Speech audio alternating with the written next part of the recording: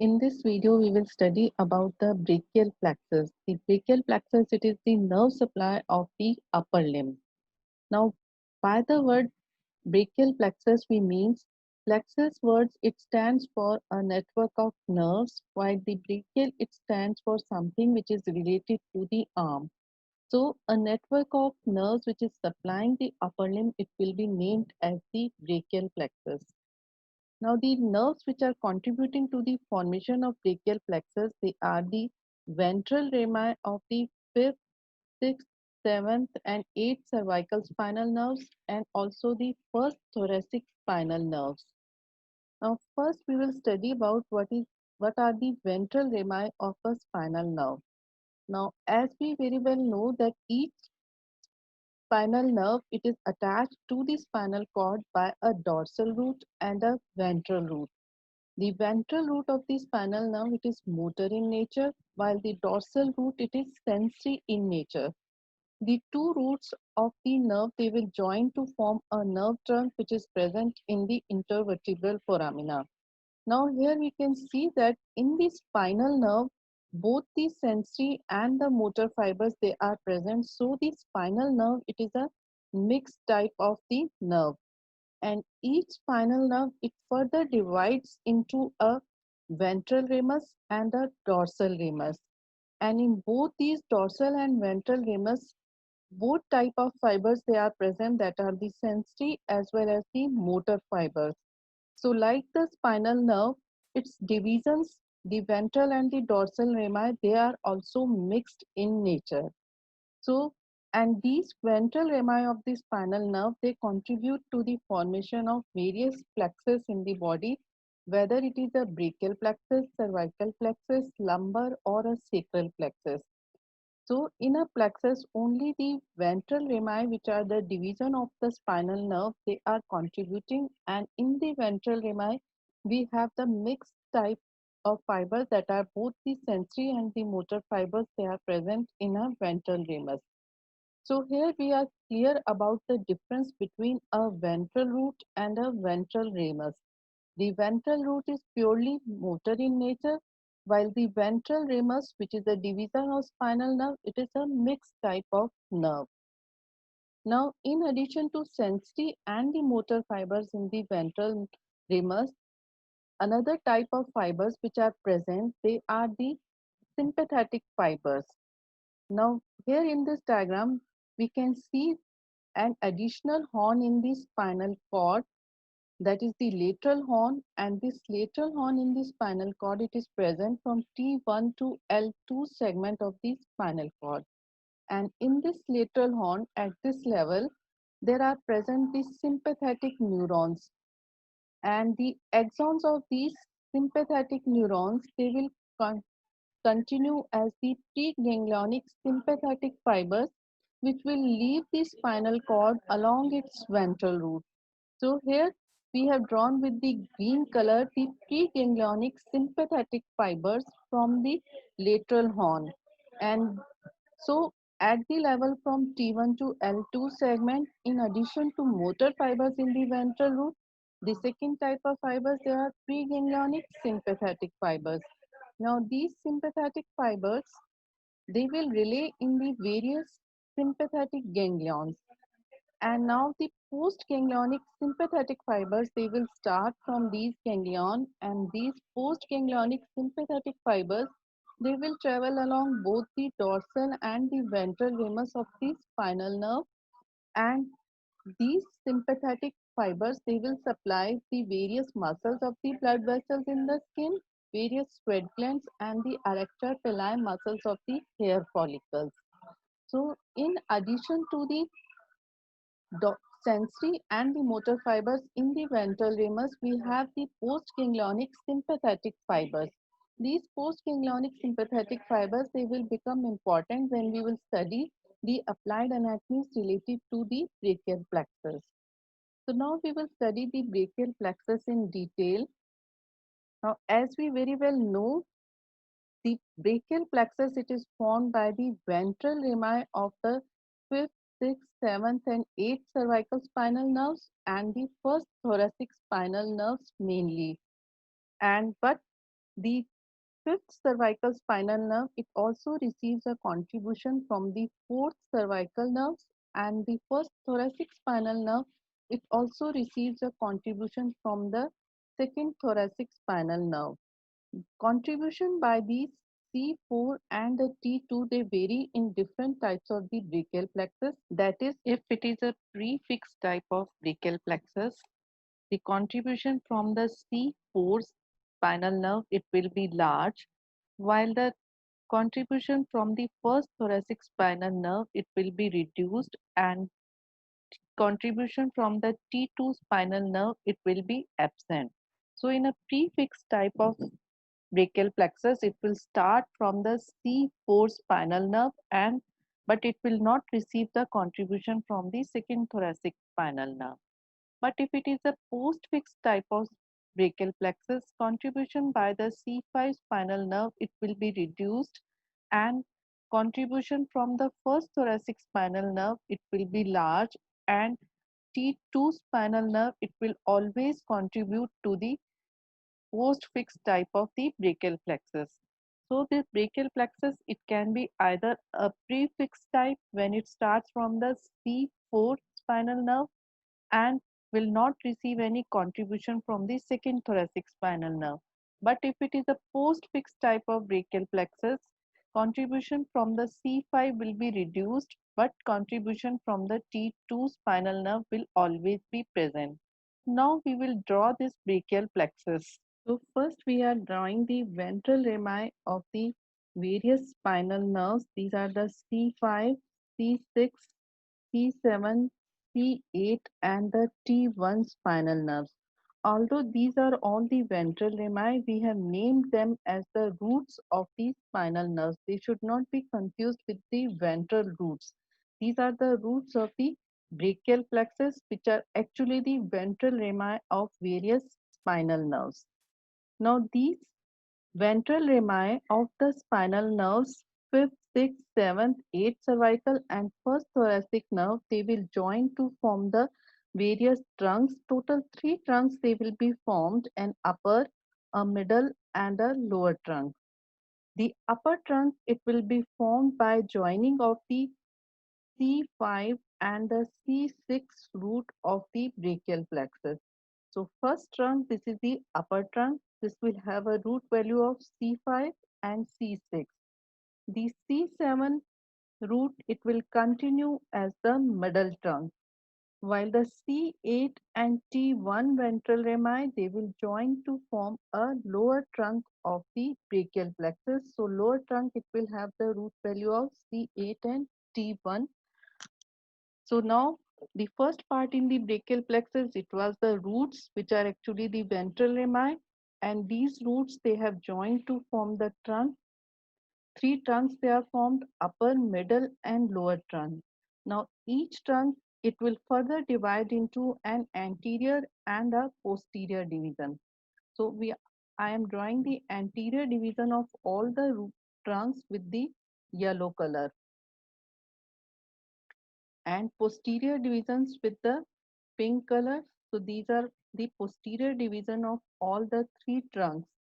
Now the posterior division of the lower trunk I have drawn at a higher level just for simplification of the diagram. So three anterior divisions and the three posterior divisions of the three trunks.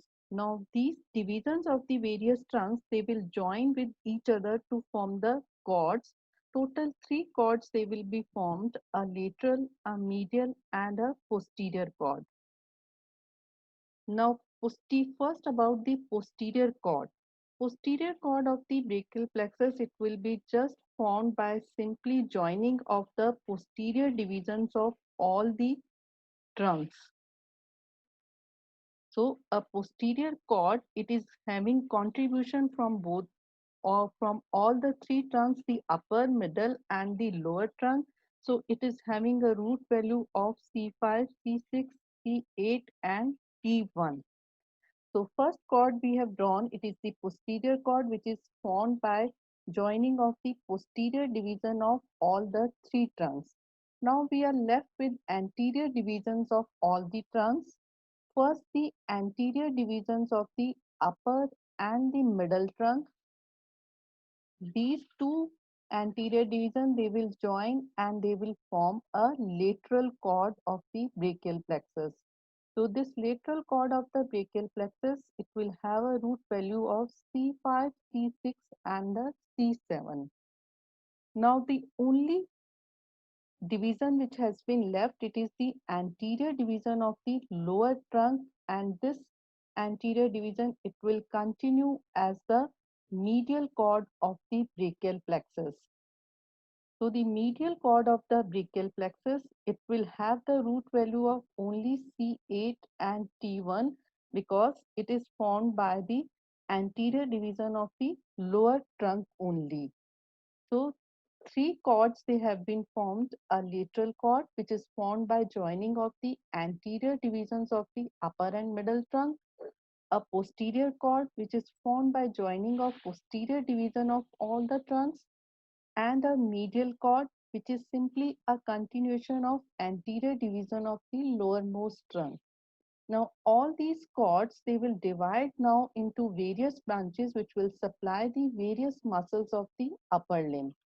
The lateral cord and the medial cord, they will give branches which will mainly supply the flexor muscles of the upper limb, while the posterior cord, it will give the branches which will supply the extensor muscles of the upper limb. Now the branches of these cords, there are three branches from the lateral cord, but from the posterior and the medial cord, we have the five branches from each. First, about the branches from the lateral cord.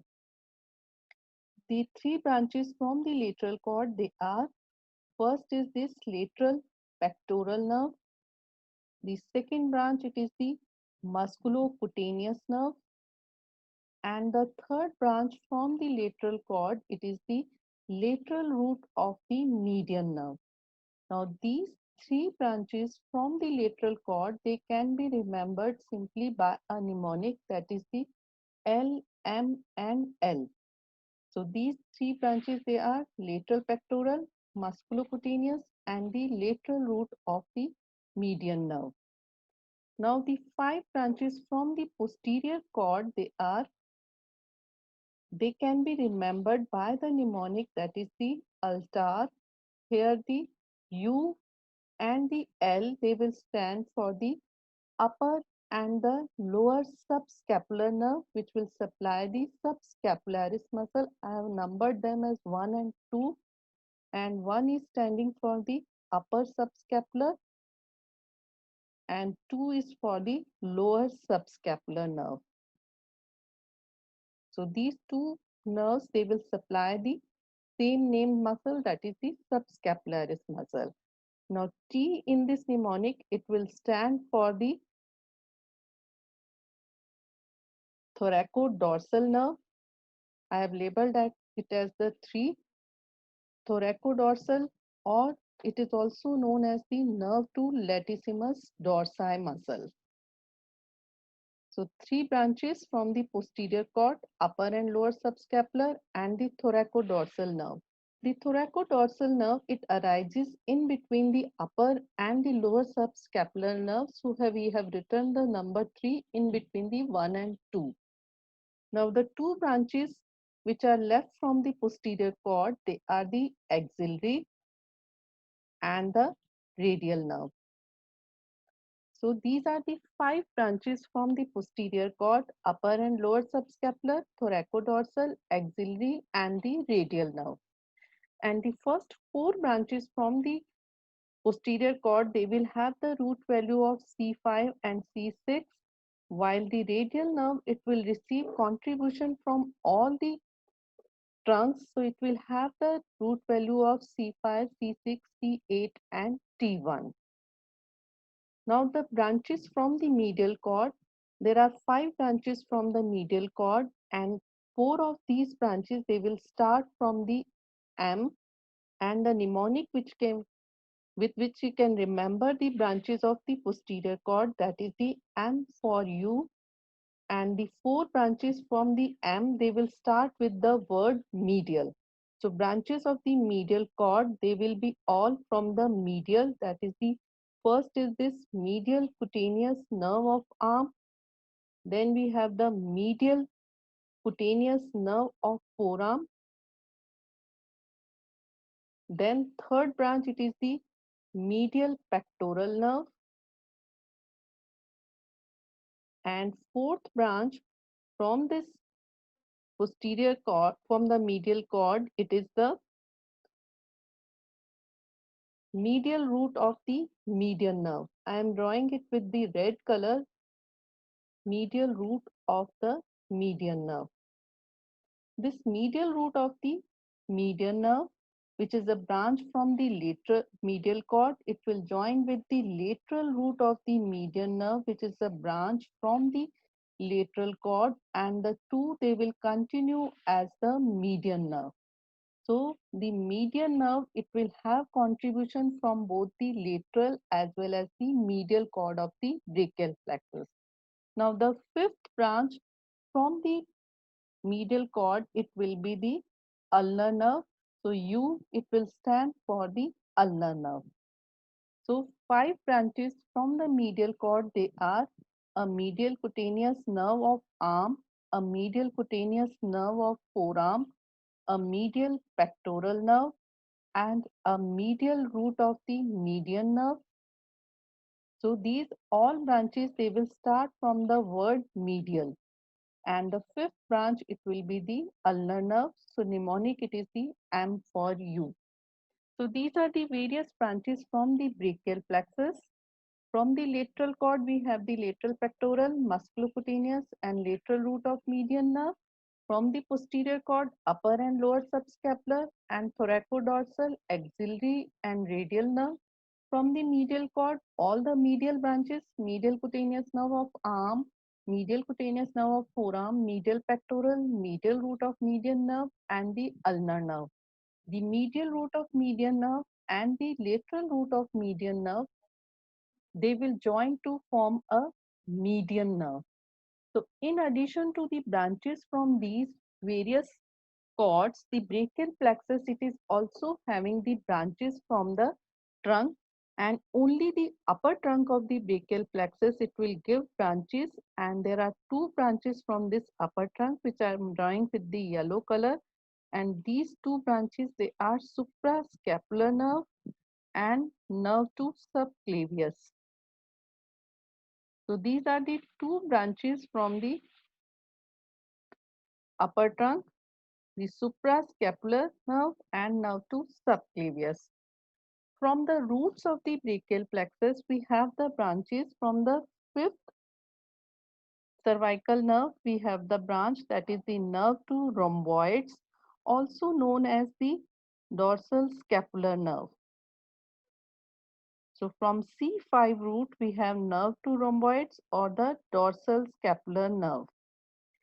And also the C5, C6 and C7 roots, they are contributing to the formation of another nerve, that is the nerve to serratus anterior, also known as the long thoracic nerve. This will supply the serratus anterior muscle. So these are the branches from the various roots. From the roots C5, C6 and C7, we have a branch that is the nerve to serratus anterior or the long thoracic nerve. From C5, we have nerve to rhomboids, which will be supplying the rhomboides major and minor muscle. And from the upper trunk, we have the suprascapular nerve and nerve to subclavius. So these are the various roots, trunk, division, cords, and branches of the brachial plexus. Now, in addition to these branches, some of the branches which are at a higher level, we can study from this diagram of the brachial plexus, which will show the relations of the brachial plexus and also the two parts of the brachial plexus, which are the supraclavicular and the infraclavicular part. Now, as we very well know, the first part in the brachial plexus, it is the roots. So here we can see the various roots of the brachial plexus. And these roots, they have joined to form the trunks. And these trunks, they divide into various divisions. and the divisions then they join to form the various cords, and these cords they give up the various branches. And the bone which you can see here, it is the clavicle. So a part of the brachial plexus which is lying above the clavicle, it is the supraclavicular part of the brachial plexus. And by the supraclavicular part, we are now clear, we mean the roots. We can see that the trunks and also the divisions, the anterior and posterior divisions, they are lying above the clavicle. So these three parts, they will be in the supraclavicular part of the brachial plexus. Now below the clavicle, we can see that the formation of various cords and their branches, they are lying below the clavicle. So this is the infraclavicular part of the brachial plexus. So in the supraclavicular part, we have the roots, trunks, and divisions of the brachial plexus. And in the infraclavicular part, we have the cords and the branches of the brachial plexus. Further, we can see that at its origin, the brachial plexus, it is lying between the two scalene muscles, and these two scalene muscles, they are the scalenus anterior muscle and the scalenus medius muscle. So origin of brachial plexus is between the scalenus anterior and the scalenus medius muscle. And near its origin, the brachial plexus, it is also giving the contributing to the formation of the phrenic nerve, which is the nerve supply of the diaphragm. And this phrenic nerve, it will be contributed by the C3, C4 and the C5 spinal nerves. And the C4 and C5, they are also contributing to the formation of brachial plexus. So these branches of the brachial plexus, that are the phrenic nerve, branches to the scalene muscles, branches to the longus colli muscle, and the other branches which we have studied earlier from the roots of the brachial plexus, that is the nerve to serratus anterior and also the nerve to rhomboids, and the branches from the trunk, that is the suprascapular and the nerve to subclavius muscle. These all branches, they are arising from the supraclavicular part of the brachial plexus. So these are the supraclavicular branches of the brachial plexus which are arising either from the roots or from the trunk of the brachial plexus. In addition to these branches, the supraclavicular part of the brachial plexus, it is enclosed in a sheath of the deep cervical fascia. So here we can see this blue colored sheath around the brachial plexus. It is an extension of the prevertebral layer of the deep cervical fascia. This will enclose the supraclavicular part of the brachial plexus, and this sheath, it will continue up to the axilla around the brachial plexus, and this sheath is known as the axillary sheath. In addition to the brachial plexus, this will enclose the an artery in it, that is the subclavian artery. Now, importance of this axillary sheath around the brachial plexus is that if an infection occur in the cervical vertebra, for example, the tuberculosis of the cervical vertebra, the pus can travel along the axillary sheath from the cervical region up to the axilla, and it may cause a swelling in the axilla. So if a swelling it is pointing in the axilla, it can be also due to the tuberculosis or caries of the cervical vertebra, as the pus has traveled from the cervical vertebra along the axillary sheath up to the axilla. So these are the various relation and the branches of the supraclavicular part of the brachial plexus. Now, in the infraclavicular part of the brachial plexus, we have the various cords and the branches. The cords and the branches of the brachial plexus, they are related to the axillary artery. So here in this diagram, we can see the pectoralis minor muscle. This pectoralis minor muscle, it divides this axillary artery into three parts. A first part above the minor muscle, and a part deep to the pectoralis minor muscle, that is the second part of the axillary artery, and third part of the axillary artery, it is lying below the pectoralis minor muscle. And relation of various cords to the axillary artery. To the first part of the axillary artery, we can see that the lateral cord, it is and the posterior cord, they are lying lateral to the axillary artery in its first part. So the lateral cord and the posterior cord, both they are forming the lateral relation of the first part of the axillary artery, while the medial cord, we can see here that it is lying posterior to the axillary artery in its first part. So in the first part of the axillary artery, the lateral and the posterior cords, they are lateral to the axillary artery, while medial cord, it is lying posterior to the axillary artery. Now, in the second part of the axillary artery, the relation of the cords to the axillary artery, they will correspond to their names. That means the lateral cord, it is lateral to the artery, while posterior cord, it is present posterior to the second part of axillary artery, while the medial cord, it is in the medial relation to the second part of the axillary artery. So in the second part of the artery, the cords will have their relations corresponding to their names.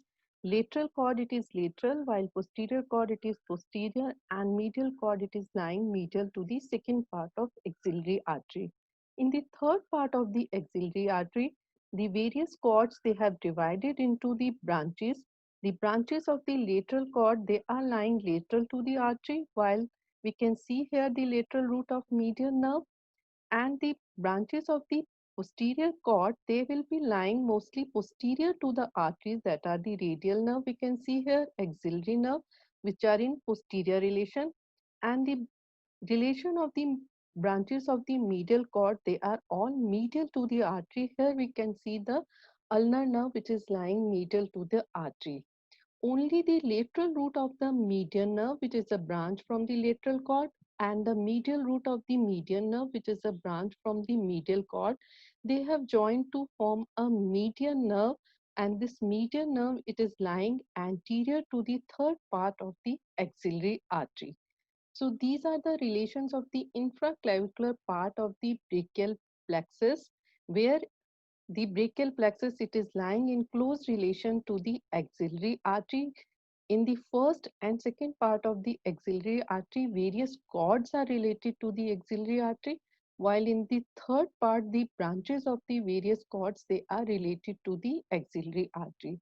So this is about the various roots and the trunk and division and the cords and branches of the brachial plexus, and we have studied that brachial plexus, it can be either a prefixed or postfixed type, and moreover the brachial plexus, it will have a supraclavicular part in which it will have the root, trunks and divisions, and in the infraclavicular part we will have the cords and branches. The infraclavicular part of the brachial plexus, it will be related to the axillary artery. So now we will study about the applied anatomy related to the brachial plexus. Before studying the applied anatomy related to the brachial plexus, first about the various muscles which are being supplied by the various branches of the brachial plexus. First, from the lateral cord. From the lateral cord, we have three branches: the musculocutaneous nerve, lateral pectoral nerve, and lateral root of the median nerve. The musculocutaneous nerve, it supplies mainly the muscles which are present on the front of the arm, and these muscles, they are biceps brachii, brachialis, and the coracobrachialis.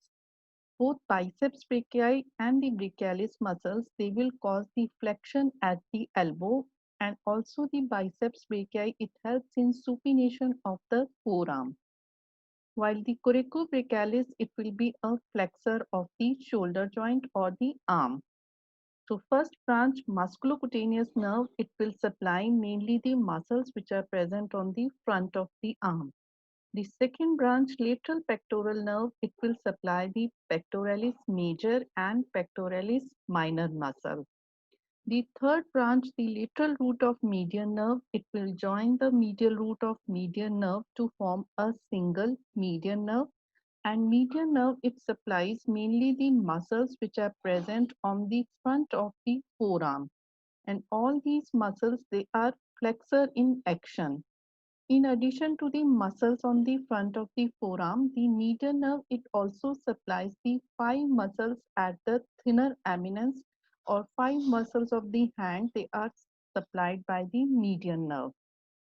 So these are the three branches from the lateral cord: the musculocutaneous, lateral pectoral, and lateral root of median nerve.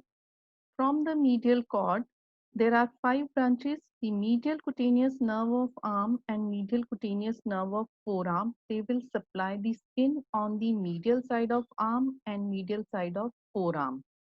The third nerve, the medial pectoral nerve, just like the lateral pectoral, it will also supply the pectoralis minor and pectoralis major muscle. The fourth branch, the medial root of median nerve, we have already studied that it will join the lateral root to form the median nerve. The fifth branch from the medial cord, it is the ulnar nerve. The ulnar nerve, it mainly supplies the muscles in the hand, and there are about 20 muscles in the hand, out of which 15 are supplied by the ulnar nerve and 5 related to thinner eminence, they are supplied by the median nerve. In addition to this, the ulnar nerve, it will also supply 1.5 muscle of the front of the forearm, and these are the medial half of flexor digitorum profundus and flexor carpi ulnaris.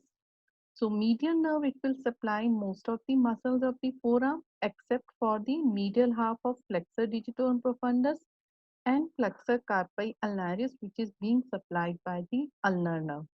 So these are the branches from the medial cord. Now from the posterior cord. From the posterior cord, there are five branches.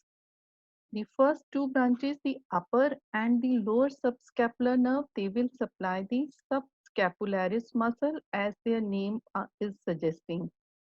The third branch, nerve to latissimus dorsi, it will supply the latissimus dorsi muscle.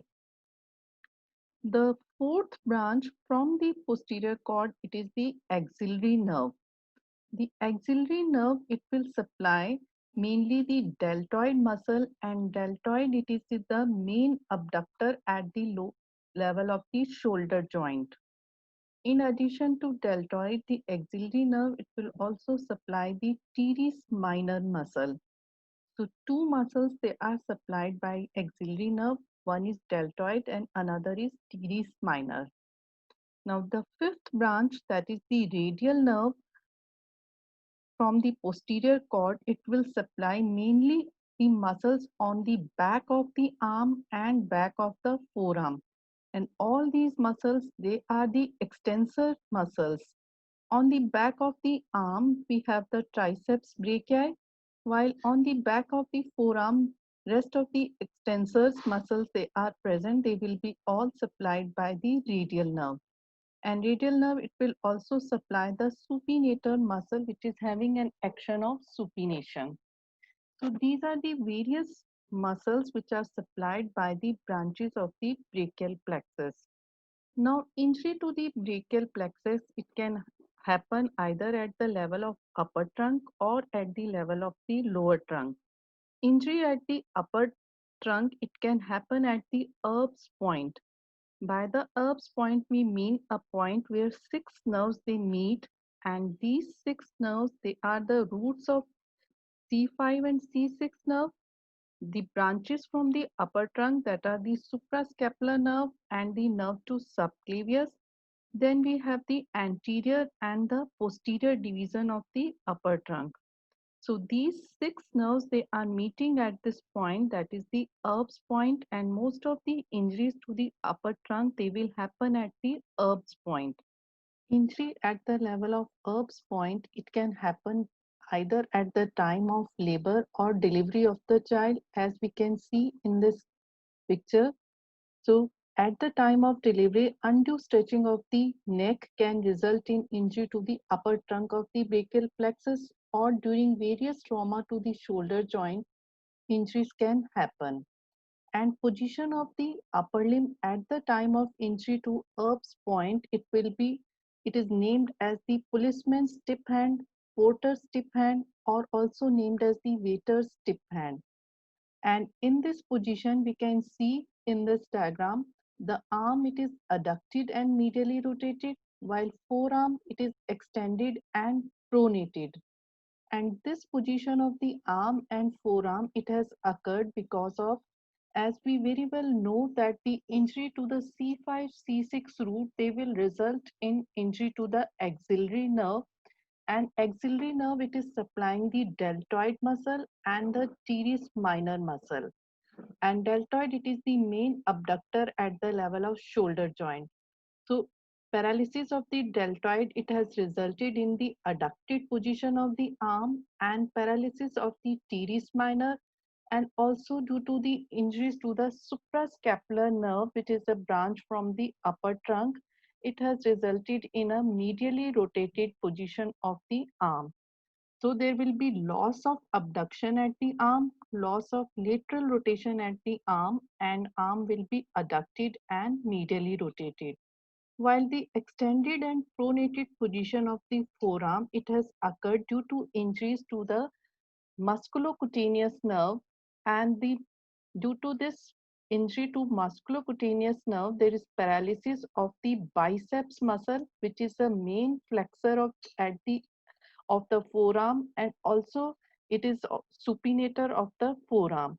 So there is an extended and pronated position of the forearm due to injuries to the musculocutaneous nerve, resulting in loss of flexion and loss of supination at the forearm, and also the supinator muscle will be involved. So, so there will be a loss of supination. So in the Erb's paralysis, their position of the upper limb, it will be policeman's stiff hand or porter's stiff hand. And in this position, the arm will be adducted and medially rotated, while forearm will be extended and pronated. And muscles which are involved, they are deltoid, biceps, supinator, supraspinatus, and infraspinatus muscles mainly. So this is the first injury to the upper trunk of the brachial plexus, which is known as the Erb's paralysis. And position of hand, it is the policeman's stiff hand or the porter's stiff hand. Another type of injury to the brachial plexus, it can happen at the level of the lower trunk of the brachial plexus.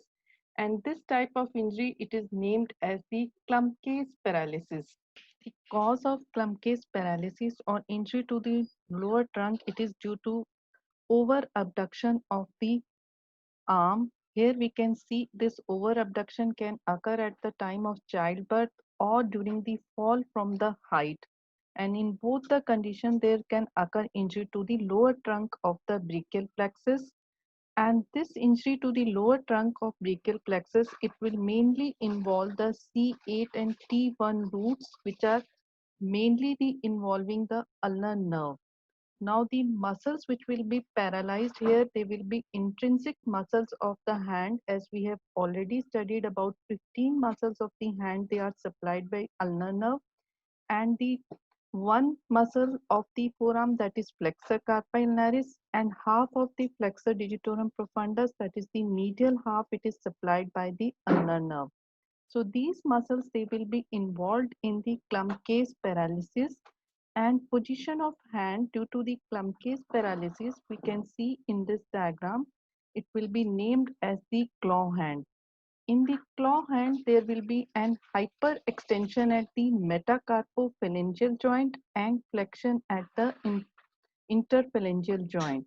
And these two movements, they have occurred because normal action of the lumbricals and interossei in the hands, it is the flexion at the metacarpophalangeal and extension at the interphalangeal joint, that is the working position of the hand. Now these two movements, they will be lost, flexion at metacarpophalangeal and extension at interphalangeal joint. And now the position of hand will be hyperextension at metacarpophalangeal and flexion at the interphalangeal joint and forming the claw hand. In addition to this claw hand in Klumpke's paralysis, since T1 root it is involved, and we also know that the from T1 to L2 segment of the spinal cord, the preganglionic sympathetic fibers, they are leaving along the ventral root. So involvement of T1 will result in also injuries to the sympathetic fibers which are passing towards the head and neck region. And this result in the Horner's syndrome. In the Horner's syndrome, we have the ptosis, that means there will be a dropping of the upper eyelid. Then also there will be a miosis, that means the constricted pupil, anhidrosis, loss of sweating. So these symptoms, they will be present in addition to the claw hand in the Klumpke's paralysis, and these symptoms of Horner syndrome, they are due to involvement of the sympathetic fibers living along the T1 root, and there is a meiosis, ptosis, and anhidrosis associated with the claw hand. So these are the two major injuries which are associated with the brachial plexus. If there is an injury to the lower trunk, it will result in Klumpke's paralysis or claw hand. But if an injury occurs to the upper trunk, it will result in formation of the porter's tip hand or the policeman's tip hand. So this is all about the brachial plexus.